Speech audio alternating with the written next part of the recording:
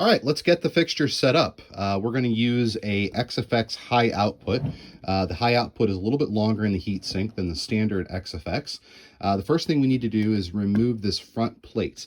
The front cover comes off by removing 4 screws or loosening the 4 screws on the front plate. These are cam screws, so they do not come out of the holes. They just loosen, and a couple of turns will get them loose. And then once you're done, you can pull that off and the front plate comes off. Next thing you want to do is you want to install your dichroic in the center slot if you're going to be using the static slot. So go ahead and take that and you can insert that right here. Make sure as you're inserting it, you push it in around the outside. Do not push directly on the glass. Go ahead and give that a firm push around the outside, and you really want it to be pretty flush with the back of the fixture. Again, don't force it in, just kind of gingerly work it around until it's sitting in there flat. If you're wondering what these dots are around the static slot, these are actually framing system.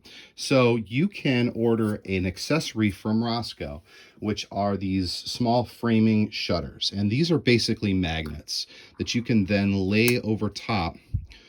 And we have 2 different sizes to be able to frame out the image the way you want. So if you're putting this and projecting it on a wall with a soffit, or you're trying to keep it off of a piece of a wall, the shuttering system can be used. Keep in mind though that these need to be installed when you're putting the fixture together, and that does require a little bit of trial and error.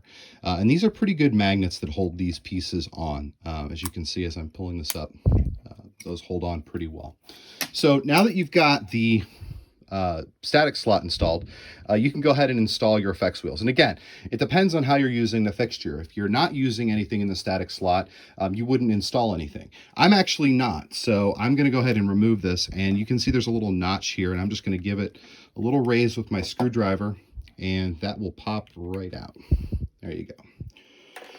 So what I'm going to do though is I'm going to install 2 effects wheels. So the first one I'm going to install is a magenta sparklet wheel, and I'm going to put that in the lower slot. So you see there are 2. One is raised up a little bit than the other. You always want to install the lower one first. So the first thing you'll do is you'll pull this back and you will install and drop it into the fixture like so.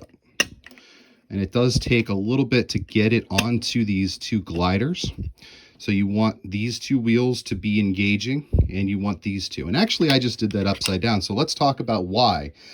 There is a smooth side and more of a channeled side to every single one of our effects. So you want the smooth side to be up, as you want the smooth side on your other one to be against it. So you don't want them to be like this or like this. You want them to end up being like this. So I'm going to reinstall this with the smooth side up and get that pushed in. And then I always just do like a little push on it and then a turn of the wheel to make sure that that is working correctly. And then on the upper wheel, I'm going to go ahead and put this in. This is a standard bubble. Standard effect from Rosco. This is actually one of the effects that the fixture comes with. So I'm going to go ahead and put that in the upper slot. And again, same deal. I'm going to pull back on the roller and install it and make sure that it is level. So I will give both of these a spin, make sure I'm not hearing anything. And now you're set. So now you can go ahead and put the cover back on. And same process as putting it together. 4 screws.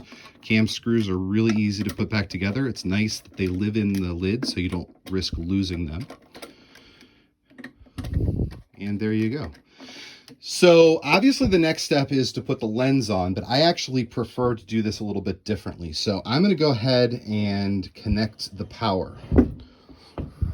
And the reason I do this differently is so you can set the fixture down all the way on the flat side.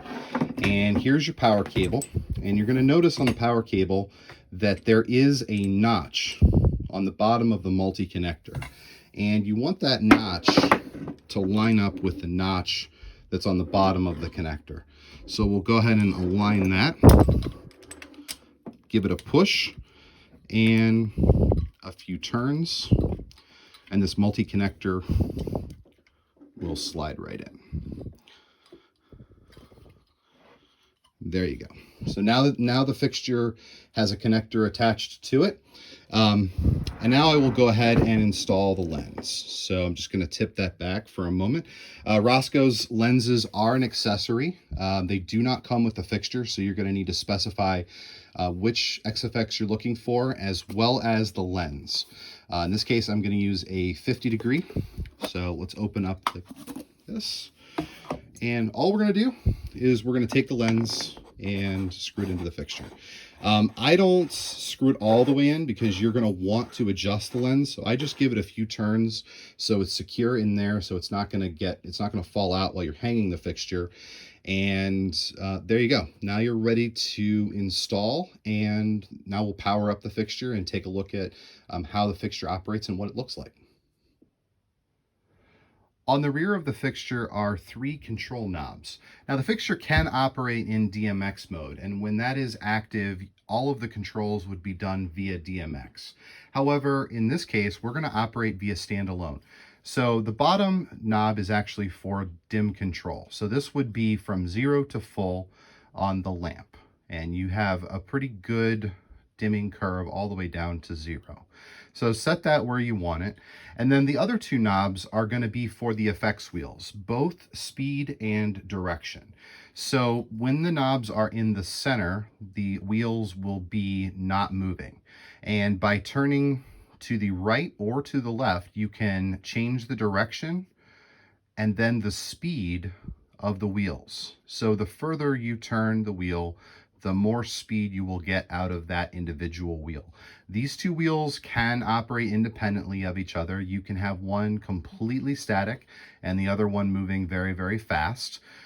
Conversely, you can have them both moving in opposite directions, which is a very popular effect for the XFX.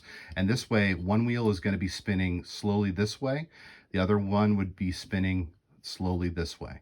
So that is really the onboard control that you have with the XFX.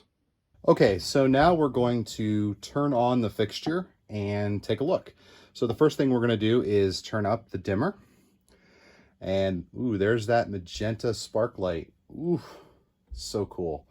And as you can see right now, nothing is really moving. I have everything kind of stopped. And what I'm going to do is I'm going to start to turn one wheel towards the right. That's going to get that moving. And then I'm going to turn the other wheel moving the other direction and try and get that counter flow so it really looks like almost like a magenta yellow fire. And you have control to be able to increase the speed so we can get it going quite fast, or we can slow it down and we can get that look exactly the way we want it. Now the other trick is to run the barrel. So by adjusting the focus of the fixture, we can actually change the effect. And this involves moving the lens further away or closer to the actual effects. And in a lot of cases like this, you can get really sharp, almost like falling clouds of yellow coming out of this effect. So a very cool effect, and that's how you set up, unbox, and really get the XFX running.